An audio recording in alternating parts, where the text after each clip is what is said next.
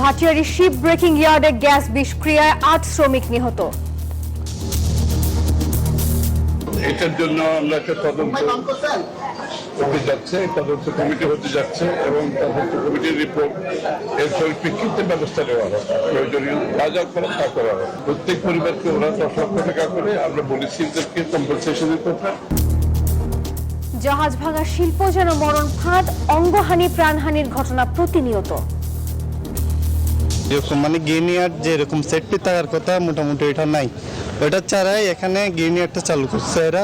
তারা লোক রেখেছে যে তাদেরকে সাপোর্টিং দেওয়ার জন্য, কেউ তাদের ভয়তে মুখ খুলতে সাহস পায় না। প্রধানমন্ত্রীর সম্ভাব্য ভারত সফর নিয়ে প্রস্তুতির খবর গণমাধ্যমে, দুই দেশই ইতিবাচক আনুষ্ঠানিক ঘোষণার অপেক্ষা। নির্বাচনী প্রতিশ্রুতি বাস্তবায়নে বিএনপি সফল মন্তব্য রিজভীর, দেশনেত্রী খালেদা জিয়ার জন্মদিনের কর্মসূচি ঘোষণা। সরকারের অব্যবস্থাপনায় সবকিছুর দাম বাড়ছে, নাহিদের অভিযোগ। গণভোটের রায় বাস্তবায়নের দাবি জামায়াতের। নেত্রকোনায় কবরস্থানের নিয়ন্ত্রণ নিয়ে ২ গ্রামবাসী সংঘর্ষ, আহত অর্ধশতেরও বেশি, কয়েকজনের অবস্থা গুরুতর। নতুন রণতরী পাঠিয়ে মধ্যপ্রাচ্যে সামরিক শক্তি বাড়াচ্ছে যুক্তরাষ্ট্র, জবাবে আক্রমণাত্মক হওয়ার হুঁশিয়ারি ইরানের। এবং ডারউইন টেস্টে চালকের আসনে বাংলাদেশ, তানজিদ তামিমের দুর্দান্ত সেঞ্চুরি, ১৫৩ রানের লিড টাইগারদের। এবারে পুরো খবর। চট্টগ্রামের জাহাজ ভাঙা শিল্প যেন মরণ ফাঁদ, শ্রমিকের অঙ্গহানি এবং প্রাণহানির ঘটনা ঘটছে একের পর এক। ঝুঁকিপূর্ণ এই শিল্প খাতটিকে নিরাপদ করার দাবি দীর্ঘদিনের। বিশেষজ্ঞরা বলছেন, দেশের অর্থনীতিতে এই শিল্পের বার্ষিক অবদান আনুমানিক $2 বিলিয়ন। কিন্তু শ্রম ও পরিবেশগত নিরাপত্তার বিষয়টি বরাবরই অবহেলিত। নয়ন বড়ুয়া জয়ের তথ্য ছবিতে ডেস্ক রিপোর্ট। চট্টগ্রামের সীতাকুণ্ড উপজেলার ফৌজদারহাট থেকে কুমিরা ও ভাটিয়ারি পর্যন্ত প্রায় 18 কিলোমিটার উপকূল জুড়ে এমন শতাধিক শিপইয়ার্ডে দিনরাত চলে জাহাজ ভাঙার কাজ। দেশের স্টিল শিল্পের সিংহভাগ কাঁচামাল আসে এখান থেকে। অভিযোগ রয়েছে, অধিকাংশ ইয়ার্ডেই পর্যাপ্ত নিরাপত্তা নিশ্চিত না করেই জাহাজ কাটায় নিয়োজিত করা হয় শ্রমিকদের। ফলে প্রায় ঘটছে দুর্ঘটনা, কেউ হাত পা হারাচ্ছেন, কেউ হারাচ্ছেন প্রাণ। ব্রেকিং ইয়ার্ড মালিকদের ভয়ে মুখও খুলতে পারেন না শ্রমিকরা। যে এরকম গিনিয়ার যেরকম সেফটি থাকার কথা মোটামুটি এটা নাই, ওইটা ছাড়াই এখানে গিনিয়ারটা চালু করছে এরা। তারা লোক রেখেছে যে তাদেরকে সাপোর্টিং দেওয়ার জন্য, কেউ তাদের ভয়তে মুখ খুলতে সাহস পায় না। শ্রমিক নেতারা বলছেন, একের পর এক দুর্ঘটনা ঘটলেও দোষীদের শাস্তির কোনো নজির নেই। আজকের এই ঘটনাটা খুবই মর্মান্তিক। আপনারা জানেন যে ইতিপূর্বে আরও কয়েকবার এরকম ঘটনা ঘটেছে। যে আমরা চাচ্ছি যে এখানে শ্রমিকদের নিরাপত্তার জন্য যে আইন করা হয়েছে, সে আইনটা যেন 100% প্রয়োগ হয়। পরিবেশবিদ ও মানবাধিকার কর্মীরা বলছেন, জাহাজগুলো কাটার আগে পরীক্ষা নিরীক্ষা করা হচ্ছে না। কারখানা কর্তৃপক্ষ ও সরকারি নজরদারি প্রতিষ্ঠানের অবহেলাতেই নিরাপত্তা ঝুঁকিতে পরিবেশ ও শ্রমিকদের জীবন। অন্যান্য ব্যবস্থাগুলো থাকা দরকার, তার ধারে কাছেও তারা নাই। এখানে মানুষ মরে মরে প্রাণহানি ঘটে, বিপর্যয় ঘটে এরা প্রশিক্ষিত হয়। শেষ পর্যন্ত তাদের ধারে কাছে যায় না, কেন এখানে বড় বড় শিল্পপতি থেকে শুরু করে বড় বড় ব্যবসায়ী। চট্টগ্রামে শতাধিক জাহাজ ভাঙার কারখানা থাকলেও গ্রিন শিপইয়ার্ড সনদ আছে মাত্র 14টির। Desk report, news 24। প্রধানমন্ত্রী তারেক রহমান ভারত সফরে যাবেন কিনা তা নিয়ে আলোচনা তুঙ্গে। বিভিন্ন গণমাধ্যমের প্রতিবেদনে বলা হচ্ছে, দুই দেশেই চলছে সম্ভাব্য এই সফরের প্রস্তুতি। তবে এই বিষয়ে এখনো কোনো সরকারই নিশ্চিত করে কিছুই জানাননি। তবে দুই দেশই জানিয়েছে ইতিবাচক মনোভাব। আগামী মাসে ভারতের দিল্লিতে বসছে বিমস্টেক সম্মেলন। তার আগেই প্রধানমন্ত্রী তারেক রহমানের ভারত সফর নিয়ে চলছে তুমুল আলোচনা। এই সফর হবে কিনা তা নিয়ে আগ্রহ সবখানে। দুই দেশের পররাষ্ট্র মন্ত্রণালয়ই এই সফর নিয়ে ইতিবাচক মনোভাব দেখিয়ে আসছে। তবে এখনও নিশ্চিত করে কোনো ঘোষণা দেয়নি কোনো পক্ষই। বিভিন্ন গণমাধ্যমের নতুন খবর হলো, প্রধানমন্ত্রী তারেক রহমানের সম্ভাব্য সফর নিয়ে দুই দেশই প্রস্তুতি নিচ্ছে। এই সফরের সম্ভাব্য তারিখ হতে পারে 22 ও 23 আগস্ট। অর্থাৎ ভারতের স্বাধীনতা দিবসের ঠিক এক সপ্তাহ পর। ভারতের সংবাদ মাধ্যম এনডিটিভি লিখেছে, এই সফরে ভারতের প্রধানমন্ত্রী নরেন্দ্র মোদীর সঙ্গে তারেক রহমানের বৈঠক হতে পারে। আলোচনা হতে পারে দ্বিপক্ষীয় সম্পর্কের বিভিন্ন বিষয় নিয়ে। গুরুত্ব পেতে পারে বাণিজ্য, যোগাযোগ, জ্বালানি, সীমান্ত ব্যবস্থাপনা ও আঞ্চলিক নিরাপত্তা ইস্যু। সব গুঞ্জন সত্যি হলে প্রধানমন্ত্রী হিসেবে এটিই হবে তারেক রহমানের প্রথম ভারত সফর।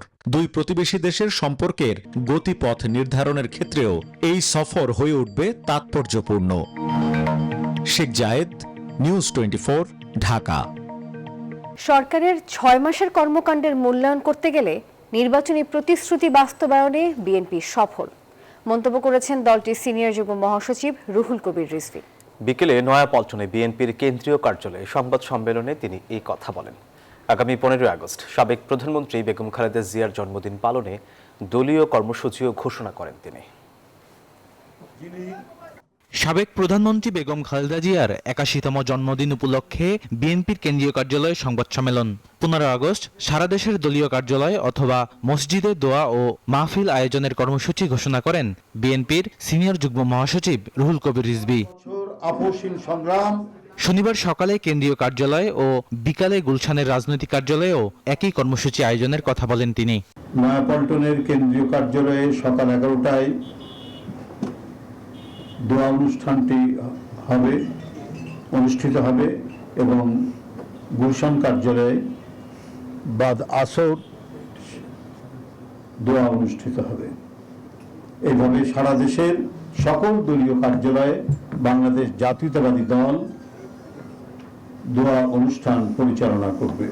সংবাদ সম্মেলনে সরকারের বিগত 6 মাসের কর্মকাণ্ডের সফলতার কথা তুলে ধরেন রুহুল কবির রিজভী। 6 মাসের যে লক্ষ্য, সে লক্ষ্য মোটামুটি সবগুলোই পূরণ হয়েছে, কোথাও হয়তো 19-20 হতে পারে। 6 মাসের মধ্যে আমরা কতটুকু দিতে পারি, কি বলে ফ্যামিলি কার্ড দিতে পারি, কৃষক কার্ড দিতে পারি, কত কিলোমিটার আমরা খাল খনন করতে পারি, এগুলো সম্পূর্ণ স্ট্যাটিস্টিক্স আপনাদের হাতে আপনারা পৌঁছে যাবে। তিনি জানান, দলীয় সিদ্ধান্তেই বিএনপি মহাসচিবের পদ ছেড়েছেন মির্জা ফখরুল ইসলাম আলমগীর। এই পদে কে দায়িত্বে আসবেন তা দলের সিদ্ধান্তে ঠিক হবে। রাষ্ট্রপতির মনোনয়ন পেয়েছেন দলের পক্ষ থেকে, এই কারণে তিনি মনে করেছেন নৈতিক কারণে তিনি দল থেকে পদত্যাগ করেছেন। বদরুল আলম শাওন, নিউজ 24, ঢাকা। রাষ্ট্রপতি পদে মির্জা ফখরুল ইসলাম আলমগীর দলীয় মনোনয়ন পাওয়ায় দলের মহাসচিব ও স্থায়ী কমিটির সদস্যের পদ শূন্য হয়েছে। স্থানীয় সরকার মন্ত্রী ও ঠাকুরগাঁও 1 আসনের সংসদ সদস্য পদ শূন্য হতে যাচ্ছে। গুরুত্বপূর্ণ এই 4 পদে মির্জা ফখরুলের উত্তরসূরি কারা হচ্ছেন? আলোচনায় রয়েছেন রুহুল কবির রিজভী, সালাউদ্দিন আহমদ, শহীদ উদ্দিন চৌধুরী অ্যানি সহ আরও বেশ কিছু নাম। এ নিয়ে বিস্তারিত জানাচ্ছেন আল মোহাইমিনুল খান। রাষ্ট্রপতি নির্বাচন বিএনপি সরকার ও দলীয় কাঠামোয় বড় ধরনের রদবদল অপরিহার্য করে তুলেছে। শিগগিরই এসব পরিবর্তন চূড়ান্ত হতে পারে।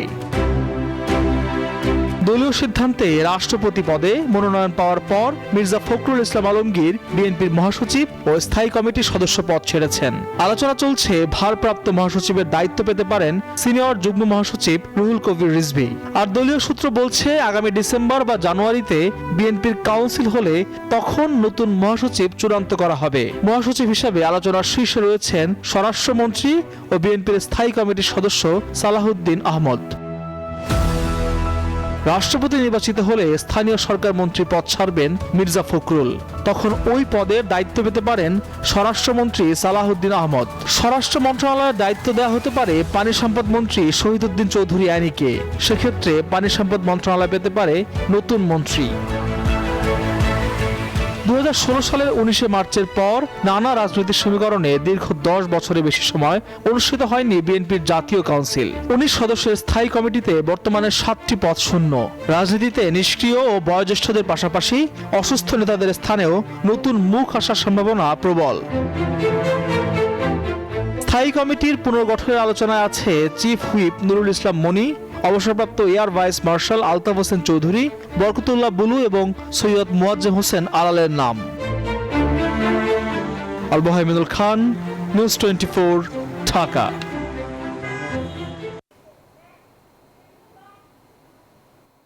সরকারের অব্যবস্থাপনায় সবকিছুর দাম বাড়ছে। অভিযোগ করেছেন এনসিপির আহ্বায়ক নাহিদ ইসলাম। বিকেলে রাজধানীর যাত্রাবাড়িতে গণভোটের রায় বাস্তবায়ন সহ বিভিন্ন দাবিতে এনসিপির ঢাকা মহানগর দক্ষিণ শাখার গণসমাবেশে একথা বলেন তিনি। আরও বলেন, ফ্যামিলি কার্ড জনগণ পাচ্ছে না। নির্বাচন কমিশন থেকে শুরু করে সব প্রতিষ্ঠানকে দলীয়করণ করা হচ্ছে। দ্রুতই গণভোটের রায় ও জুলাই সনদ বাস্তবায়নের দাবি তার।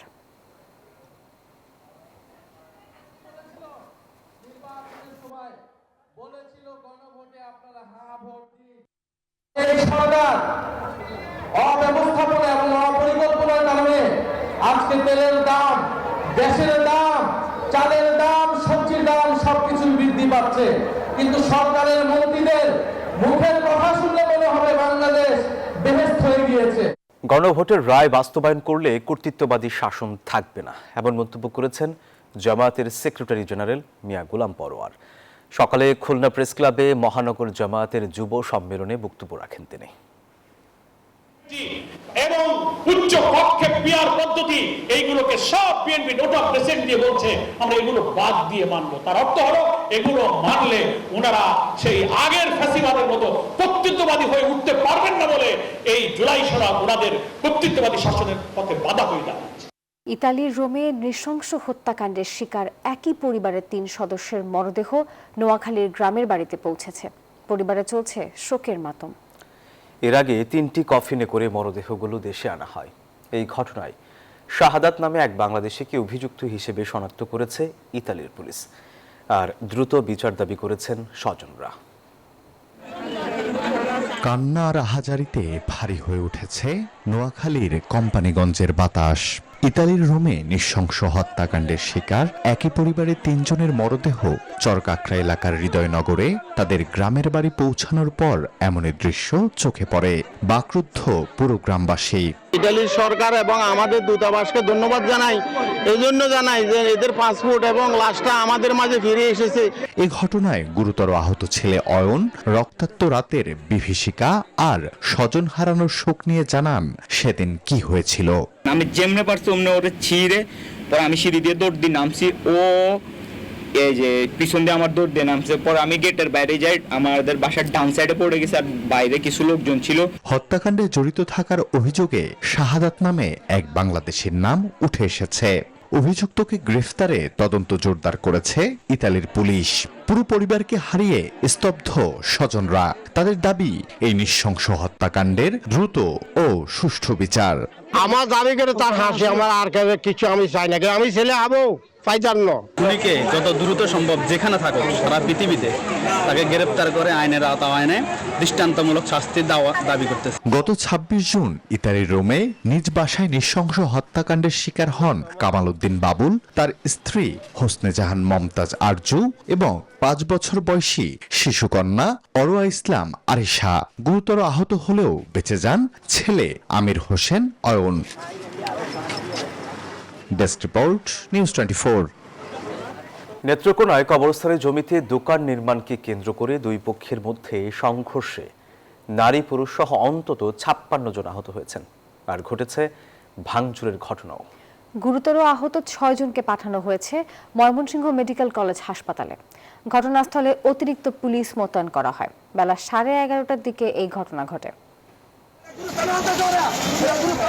কবরস্থানের জমিতে দোকান নির্মাণকে কেন্দ্র করে নেত্রকোনার কমলাকান্দা উপজেলার আমগড়া ও বানেশ্বরপাড়া গ্রামের মধ্যে উত্তেজনার সৃষ্টি হয়। এরই জেরে লাঠির সোঁটা নিয়ে সংঘর্ষে জড়িয়ে পড়ে 2 গ্রামের মানুষ। মুহূর্তেই রণক্ষেত্র পরিণত হয় পুরো এলাকা। শুরু হয় ধাওয়া পাল্টা ধাওয়া। আহত হন অনেকে। দোকান ভাঙচুর ও লুটপাটেরও অভিযোগ ওঠে। এই আমগররা আমাদেরকে ইডাইডি করার পর আমরা প্রচন্ডভাবে আঘাতপ্রাপ্ত হয়েছি। গুরুতর আহত 6 জনকে উন্নত চিকিৎসার জন্য নেত্রকোনা সদর ও ময়মনসিংহ মেডিকেল কলেজ হাসপাতালে পাঠানো হয়েছে। আশেপাশে অনেক ভিড় আছে, অনেক রোগী, আরো মনে হয় 40-50 জন আছে। খবর পেয়ে পুলিশ ঘটনাস্থলে গিয়ে পরিস্থিতি নিয়ন্ত্রণে আনে। মোতায়েন করা হয় অতিরিক্ত পুলিশ। দীর্ঘদিন ধরে ওই কবরস্থানে প্রায় 18 কাঠা জমির উপর গড়ে ওঠা আমগড়া কবরস্থানের জমির মালিকানা ও ব্যবহার নিয়ে 2 গ্রামের বাসিন্দাদের মধ্যে দীর্ঘদিন ধরে বিরোধ চলে আসছিল। Desk report, news 24।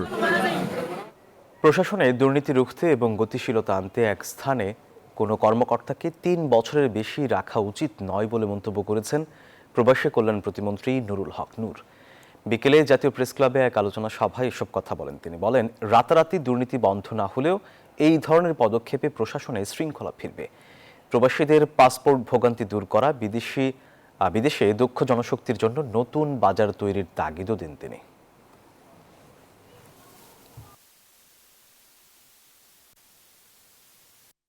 তদবির করে দেখবেন 5-7 বছর এক জায়গায় থাকে।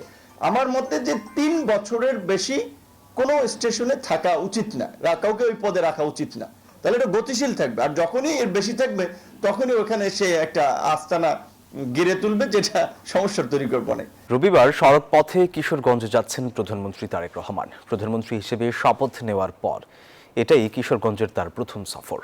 দিনব্যাপী সফরে ফ্যামিলি কার্ড বিতরণ, বৃক্ষরোপণ, মাছের পোনা অবমুক্তকরণ, মৎস্যপক্ষ উদ্বোধন এবং পুরস্কার বিতরণ, বিভিন্ন ব্যক্তিদের অনুদান ও সম্মানী প্রদান সহ বিভিন্ন কর্মসূচিতে অংশ নেবেন তিনি।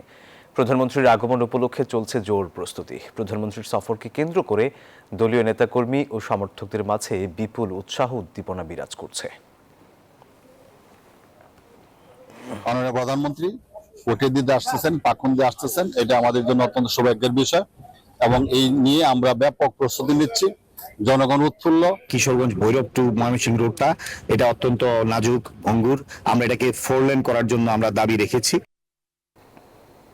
সিটি অফ ক্রাইম খ্যাত রাজধানীর মোহাম্মদপুরে এখন কোনো সক্রিয় কিশোর গ্যাং নেই, এমন দাবি র‍্যাব 2 এর অধিনায়ক নয়মুল হাসানের। কিশোর গ্যাং লিডার অ্যালেক্স ইমন হত্যা মামলার অন্যতম আসামি জহিরুল ইসলাম সহ 5 জনকে গ্রেপ্তারের পর দুপুরে সংবাদ সম্মেলনে এসে এই কথা বলেন তিনি। জানান, আধিপত্য বিস্তার নিয়েই ইমনকে হত্যা করে জহিরুল ও তার সহযোগীরা।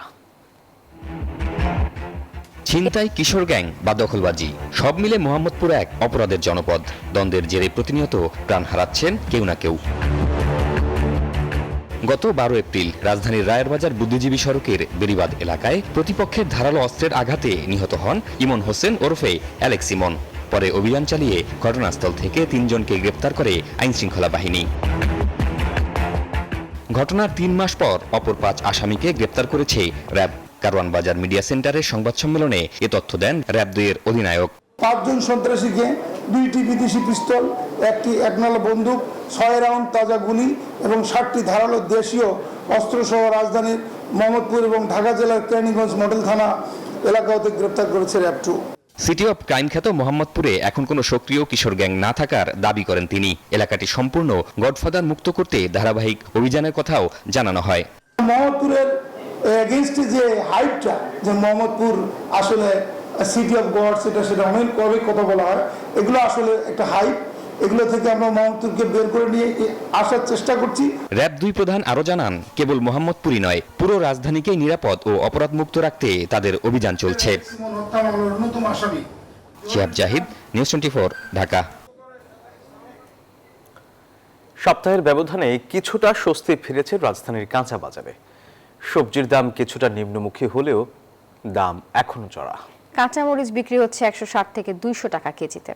অপরিবর্তিত রয়েছে ডিম এবং মুরগির দাম, একই সাথে মাছের দাম আরও বেড়েছে। বৃষ্টি কমে যাওয়ায় সবজি কিছুটা কম দামে মিলবে, এমন ধারণা নিয়েই ছুটির দিনে বাজারে আসেন বেশিরভাগ ক্রেতা। এক সপ্তাহের ব্যবধানে প্রায় সব ধরনের সবজির দাম কেজিতে 10 থেকে 20 টাকা পর্যন্ত কমেছে, তবে সেই দামও চড়া। প্রতি কেজি পটল 60 টাকা, ঢেঁড়স 80, করলা 80 টাকা, বেগুন, শসা, টমেটো, গাজর কোনোটির কেজি 100 টাকার নিচে নয়। আমদানির কারণে কিছুটা কমেছে কাঁচামরিচের ঝাঁজ, কেজি বিক্রি হচ্ছে 200 টাকা বা তারও কমে। কাঁচামরিচ আগে গত সপ্তাহে ছিল 320-300 টাকা কেজি, এই সপ্তাহে হলো 180 থেকে 200 টাকা কেজি। বাজারে আছে তরি তরকারি, আর একটা আছে অস্বাভাবিক দাম। বাজারের এই আজকে সপ্তাহে একটু সাশ্রয়ী, মানে একটু কমছে সবকিছুই। কয়েক সপ্তাহ আগে হঠাৎ করেই প্রতি কেজি সুগন্ধি চালের দাম ছুঁয়েছিল 200 টাকা। গত সপ্তাহের তুলনায় সেই দাম কেজিতে আরও অন্তত 10 টাকা বেড়েছে। প্যাকেটের সুগন্ধি চালের দাম আরও বেশি, কেজি 230 টাকা। 210 টাকা সর্বনিম্ন বিক্রি করতে হয়, সর্বোচ্চ 220 টাকা বিক্রি করতে হয়, যেমন বিভিন্ন ব্র্যান্ড হিসাব করে। প্রত্যেকটা জায়গায় আপনি যদি মনিটরিং করেন তাহলে জিনিসটার দাম কমবে, যদি মনিটরিং না করেন তাহলে আস্তে আস্তে ধীরে ধীরে বাড়তেই থাকবে। খাবারের পাতের প্রয়োজনীয় আমিষ, ডিমের ডজন 1 সপ্তাহে 150 টাকায় অপরিবর্তিত। ব্রয়লার মুরগি 190 থেকে 200 টাকায় স্থিতিশীল, তবে বেড়েছে মাছের দাম। প্রতি কেজিতে 20 থেকে 30 টাকা। গরুর মাংসের কেজি 760 থেকে 800 টাকা এবং খাসি 1200 টাকায় স্থিতিশীল। আগে ব্রয়লার মুরগি ছিল 180 টাকা 70 টাকা, এখন তো সেটাই, এখন পরে 200, হ্যাঁ এখন মনে করেন যে ব্রয়লার 200 টাকা হয়ে গেছে। রেটটা অনেক একটু বেশি দাদা, কে লেগে এই যে মনে করেন শুক্রবার আইলেই 10-20 টাকা যারা বাইরে জায়গা। জনজীবনে স্বস্তি নিশ্চিত করতে দ্রব্যমূল্যের লাগাম টানতে বাজারে সরকারি নজরদারি বৃদ্ধির তাগিদ দিয়েছেন ক্রেতা সাধারণ। মামুন ইসলাম, নিউজ 24, ঢাকা। মধ্যপ্রাচ্যে নতুন একটি বিমানবাহী রণতরী পাঠাতে যাচ্ছে যুক্তরাষ্ট্র। রণতরীটি এখন মধ্যপ্রাচ্যের পথে। এই পরিস্থিতিতে আরও আক্রমণাত্মক হওয়ার হুমকি দিয়েছে তেহরান। হরমুজ নিয়ে ভুল সিদ্ধান্ত নিলে ওয়াশিংটনকে চড়া মাশুল দিতে হবে বলে হুঁশিয়ারি দিয়েছেন দেশটির পররাষ্ট্রমন্ত্রী আব্বাস আরাগচি। ফের হামলায় উত্তপ্ত হরমুজ প্রণালী। আক্রমণের শিকার আবুধাবির দুটি বাণিজ্যিক জাহাজ। হামলায় ইরান জড়িত এমন অভিযোগ উঠলেও দায় স্বীকার করেনি তেহরান। উল্টো হুঁশিয়ারি দিয়েছে তেহরানের বিধিনিষেধ অমান্য করে হরমুজ পারাপার অসম্ভব। শুধু তাই নয়, ক্ষতবিক্ষত ইরান সর্বোচ্চ শক্তি দিয়ে লড়াইয়ে প্রস্তুত। যে কোনো ষড়যন্ত্র রুখে দিতে আরও আক্রমণাত্মক হওয়ার ইঙ্গিত দিয়েছে আয়াতুল্লাহ মুস্তফা খামেনির দেশ। তার উপদেষ্টা মুহাম্মদ মুকবের সাফ জানিয়েছেন, যুদ্ধ বন্ধে আগের শর্তে ফিরতে হবে ওয়াশিংটনকে। এছাড়া হরমুজ নিয়ে ওয়াশিংটনকে ভুল সিদ্ধান্ত না নিতে সতর্ক করেছেন ইরানি পররাষ্ট্রমন্ত্রী আব্বাস আরাগচি। এমন অবস্থায় মধ্যপ্রাচ্যে নৌ উপস্থিতি বাড়াচ্ছে যুক্তরাষ্ট্র। ইউএসএস আব্রাহাম লিঙ্কনের বদলে মোতায়েন করছে প্রশান্ত সাগরে নিরাপত্তায় নিয়োজিত বিমানবাহী রণতরী ইউএসএস জর্জ ওয়াশিংটন। এতে হরমুজ ঘিরে নৌ অবরোধ আরও জোরদারের ইঙ্গিত মিলছে। শেষ পর্যন্ত যুক্তরাষ্ট্র আরো শক্তিশালী অবস্থানে থাকবে, ইরানের হাতে পারমাণবিক অস্ত্র থাকবে না এবং হরমুজে তেল গ্যাসের দাম স্থিতিশীল হবে। অন্যদিকে মার্কিন প্রতিরক্ষা মন্ত্রী পিট হেগসেথও ইরানে অনির্দিষ্টকালের জন্য নৌ অবরোধের হুমকি দিয়েছেন। এমনকি তেহরানের উপর নতুন করে অর্থনৈতিক নিষেধাজ্ঞার পায়তারাও করছে ওয়াশিংটন। নীরব দাস, নিউজ 24। জানিয়ে দেব খেলার খবর। ডারউইন টেস্টে চালকের আসনে বাংলাদেশ। তানজিদ তামিমের দুর্দান্ত সেঞ্চুরিতে দ্বিতীয় দিন শেষে অস্ট্রেলিয়ার বিপক্ষে 153 রানে এগিয়ে টাইগাররা। 6 উইকেটে 351 রান নিয়ে দিন শেষ করেছে নাজমুল শান্তের দল। মিরাজ 32 আর হাসান মাহমুদ 13 রানে অপরাজিত আছেন।